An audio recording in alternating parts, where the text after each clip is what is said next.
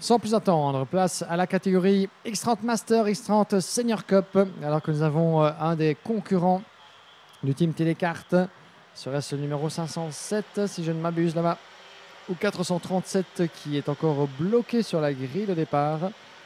On va essayer d'identifier de qui il s'agit d'ici quelques instants. Mais en tout cas, 487 peut-être, serait-ce Nicolas Chapelle, le 487 là-bas qui est encore bloqué sur la grille de départ? Non, je ne pense pas. On y reviendra d'ici quelques instants. Mais quoi qu'il en soit, la grille n'est pas encore complète au moment où les concurrents de la catégorie Master Senior Cup s'élancent sur le circuit de Genk. Place à la manche 1 pour cette double catégorie. Le Senior Cup entre 18 et 29 ans et les Masters entre 30 et 39, ainsi que les Masters Gentlemen, dont le plus performant n'est autre que le poleman de cette classe, dans la classe Jim Ringelberg, dominateur du classement depuis l'entame du championnat. Mathieu Delboeuf a signé la pole position générale et la pole de la catégorie Senior Cup. Il aura à ses côtés Jetson Adriansen, le leader du championnat, Matteo Raspatelli depuis l'intérieur et la 3e position. À ses côtés, Olivier Palmars, Jim Ringelberg et Anthony Delcourou sur la 3e ligne, suivi de Björn Verham, Quentin Henry, Jan Gillen, Pierre Mokalski, Sébastien Kompenol, Maxime Van Skonwinkel, François-Xavier Venet, Nick Nadine, Nicolas Chapelle, Ricardo Donbosch, Anthony Monen, Stéphane Marchionni, Fabrice Fret, Mardin Benjamin, Brian Krohn, Jan Van Asch, Richie Faulkner, Anne van der Platsen, Junior Jomot, Laurent Marchandise, Alafay Faisal Mosé et Michael Honnet. Les feux s'éteignent du premier coup. On est parti. Green, green, green. Le peloton Master Senior Cup à l'assaut du premier virage. Gare à la touchette. C'est toujours très, très tendu dans ce peloton très fourni. À l'assaut du premier virage. Ils sont 28 à vouloir en découdre dans ces deux classes. Et vous avez vu là-bas le numéro 487, effectivement. C'était bel et bien Nicolas Chapelle, je pense, qui manquait à l'appel et qui a pris sa place dans le peloton, mais en toute fin de celui-ci. Oh, et attention, contact dans le virage numéro 5. Le numéro 620, aïe aïe aïe, qui se retrouve dans le mauvais sens. Il s'agit de Jan Gillen du team de Thierry Delray qui est allé au contact là-bas. Jan Gillen, on n'a pas bien vu avec qui il s'agissait dans cet accrochage, mais conséquence, Jan Gillen va devoir repartir depuis la queue du peloton. C'est la 2e châssis Télécarte malheureusement qui se retrouve dans les pâturages après Nicolas Chapelle. On boucle le premier tour sous le commandement du numéro 609, Mathieu Delboeuf, notre poleman, le représentant du team CG Racing, qui d'entrée de jeu a creusé un solide écart. Vous le voyez devant Matteo Raspatelli, qui se fait doubler par Jim Ringelberg d'entrée de jeu. Et Ringelberg ne s'en laisse pas compter, évidemment, celui qui est engagé en tant que privé. Il entend bien faire la pluie et le beau temps sous ce climat toujours très venteux du circuit de Genk. Mais le voilà d'entrée de jeu, Jim Ringelberg, qui passe de la 5e à la 2e place dès l'entame du 2e tour, au détriment de Raspatelli. Puis nous avons Jetson Adriansen, Anthony Delcourou, Olivier Palmar 6, devant Quentin Henry, Björn Verham, Maxime Van Skonwinkel, Sébastien Kompenol, votre top 10. Juste aux portes de celui-ci, on a Pierre Mokalski, gare au pilote français évidemment. Il est 2e dans la hiérarchie de la catégorie Senior Cup, vainqueur à Mariembourg. C'est lui qui avait, Pierre Mokalski, terminé sur la 4e marche du championnat en 2022.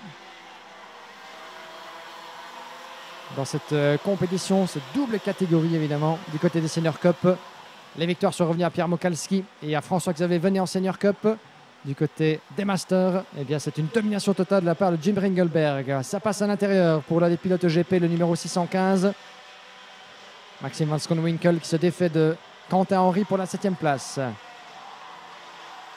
La catégorie Master où se mêlent talent et expérience évidemment avec certains des pilotes les plus âgés du plateau qui ont leur place évidemment au firmament du karting noir, jaune, rouge. Drapeau jaune à l'extérieur de votre image avec le numéro 406 si je ne m'abuse qui est isolé là-bas. C'est effectivement Alafay Faisal qui est là-bas isolé.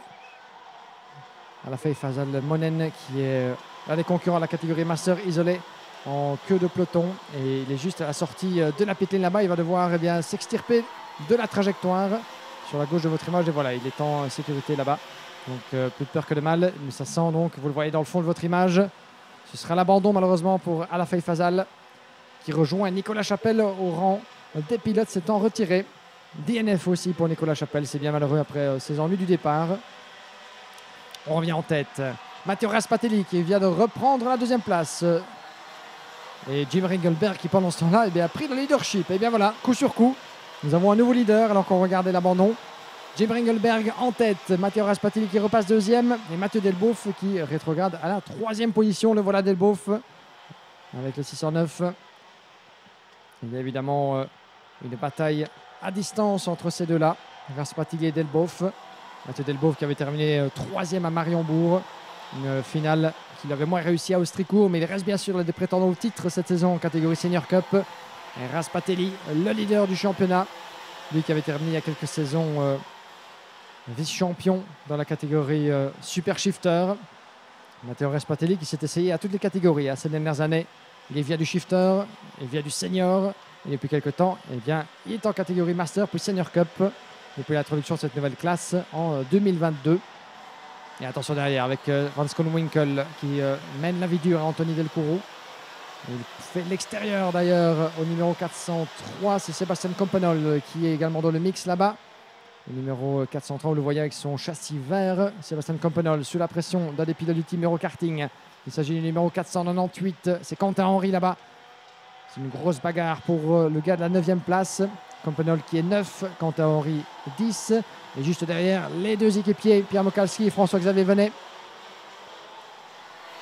Les deux compatriotes surtout. Pierre Mokalski, Venet. Voyons voir ce que ces deux-là vont pouvoir faire. Évidemment, pas forcément les mêmes équipiers, deux teams différents, même châssis. Pierre Mokalski qui évolue sur les couleurs de Dimo Kart et François-Xavier Venet en tant que privé avec sa formation du FX Team Karting.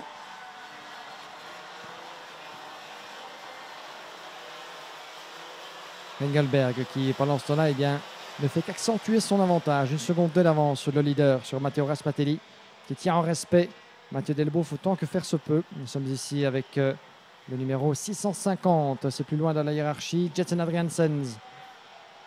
Le numéro 650 qui évolue bien sûr avec le team DFK. À la poursuite, Jetson de Olivier Palmars et de Mathieu Delboeuf. Ça va être intéressant. Palmars qui est revenu à la 4e place. Donc il va tenter d'aller déloger Mathieu Delboeuf de la 3e. Le voilà dans le fond de votre image. Raspatelli Delboeuf toujours serré comme un seul homme à l'entrée du virage numéro 1. Raspatelli, le pilote de Sambreville qui ferme la porte. Bien décidé à protéger coûte que coûte son accessite. Il y a bien sûr la victoire, mais aussi le championnat qui se joue entre ces deux-là.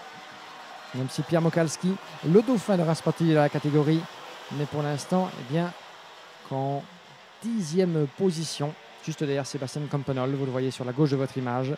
Une entame de championnat, une entame plutôt de week-end qui se déroule mieux pour Raspatelli que Mokalski. Mais ce qui compte évidemment, c'est la finale. Elle se déroulera pour les Masters sur le coup de 17h20 si rien ne bouge, puisque si vous êtes avec nous depuis le début de l'après-midi, nous avons un léger décalage de quelques minutes.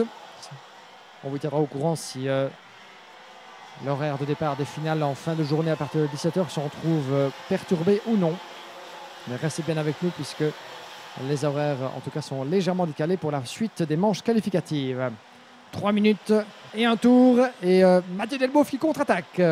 Ça double pour le pilote CG Racing qui reprend la 2e place. Raspatelli doit maintenant rester dans son sillage et tenter de lui rendre la monnaie de sa pièce puisque derrière c'est Fabrice Frette qui fait son retour.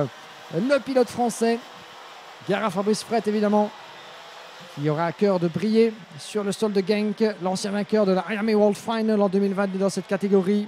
C'est un champion du monde Yamé que nous avons avec nous, Fabrice Frette, alors que Raspatelli contre-attaque et tente de passer au forceps sur Mathieu Delboeuf et c'est passé. À la sortie du virage numéro 9, ça pourrait profiter à Fabrice Frette qui doit rester derrière le pilote français. Il va devoir s'y reprendre à 2 fois pour tenter de faire sauter le verrou. Mais Raspatelli a senti la menace évidemment qui surgissait dans son rétro. Et Fabrice Frette attend le dernier virage pour doubler Mathieu Delboeuf. C'est fait. Raspatelli 2e, Fabrice Frette 3. Mathieu Delboeuf 4 devant Olivier Palmars. Un petit peu isolé pour l'instant le pilote Jepa Racing qui a bien épaulé aussi les pilotes de la formation hier. On pensait bien sûr au vainqueur de la finale B dans la catégorie junior, qui nous a fait du très très bon boulot là-bas, à défaut évidemment de pouvoir se qualifier pour la finale A. Et bien malgré tout, dans cette catégorie senior, on a eu une superbe démonstration de la part de Thibaut Guélade, qui a remonté de la 22e, la première place en finale B senior hier pour conclure un week-end qui fut certes plus difficile, mais la pointe de vitesse était là de la part du jeune le pilote de Japa Racing, coaché par Olivier Palmars. C'est au tour du coach évidemment de se distinguer aujourd'hui. Il espérait la pluie, on l'a eu ce matin, il n'en est plus rien désormais. On attendait cette accalmie. Nous espérons qu'elle se maintienne jusqu'au bout de la journée. Regardez l'avance monstrueuse que s'est construite Jim Ringelberg, alors que Fabrice Fred continue sur sa superbe marche en avant. Et voilà qui passe devant Fabrice Fred, le numéro 499. Avec son team Diamond. Fabrice Fred qui évolue donc ce week-end pour la 3e fois cette saison.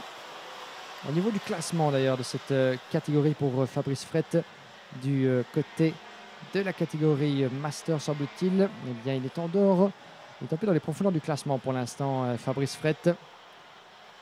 J'essaie de retrouver d'ailleurs où il se situe, celui qui s'était distingué aussi la saison précédente.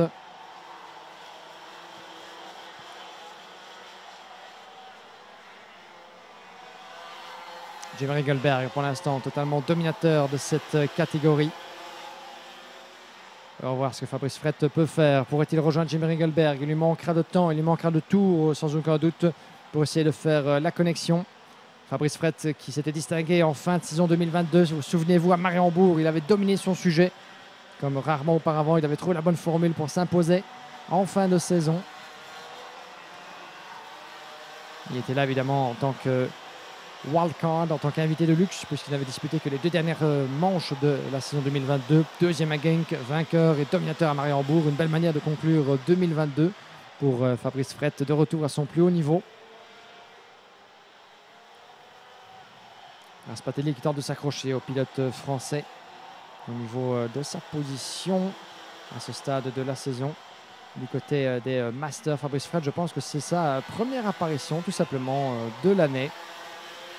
Confirmation effectivement qu'il n'était pas avec nous jusqu'ici. Le pilote français, toujours bien de l'avoir à nos côtés dans cette compétition. Et il est occupé à prouver qu'il n'a rien perdu de sa pointe de vitesse après son succès mondial fin 2022, ses succès en Miami Benelux. Le voilà qui est ici pour donner du fil à retordre aux protagonistes de la catégorie. Quelques instants dans ce dernier tour, 1 seconde 8 d'avance. Jim Ringelberg, véritablement intouchable dans ce peloton. Non seulement intouchable dans la catégorie Master, mais surtout intouchable dans la catégorie au général. Même si c'était Matteo Raspatelli, Pierre Mokalski et François-Xavier Venet qui s'étaient apposés au général. Et pour ça, Jim Ringelberg avait assuré la victoire dans la classe. Allez, les coups de volant. Et ce sera la victoire, la première de ce week-end. Le bras levé vers le ciel pour Jim Ringelberg. Fabrice Fred, superbe remontée de la part du pilote français qui n'était que 19e sur la grille de départ. Rendez-vous compte. Ringelberg de 5 à 1, Fabrice Fred de 19 à 2. Waouh, 17 places de remontée dans la vue. Voilà qui pourrait sonner le glas des espoirs de bien de ses adversaires dans la catégorie s'il continue de la sorte. C'est un signe que Fabrice Fred n'est pas ici pour faire le nombre, il n'est pas ici pour se contenter du minimum. Il est là pour gagner, comme il nous l'avait démontré fin 2022 lors de chacune de ses 2 apparitions. Matteo Raspatelli évidemment joue le championnat.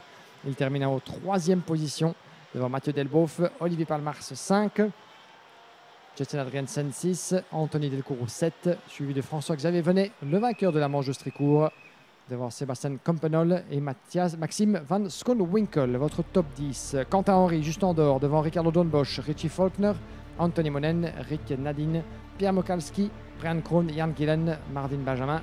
Laurent Marchandise termine 20e devant Yann Vanache, Stéphane Marchioni, Junior Jomot, Michael Honnet, Anne van der Platsen et 3 pilotes qui ont donc dû se retirer.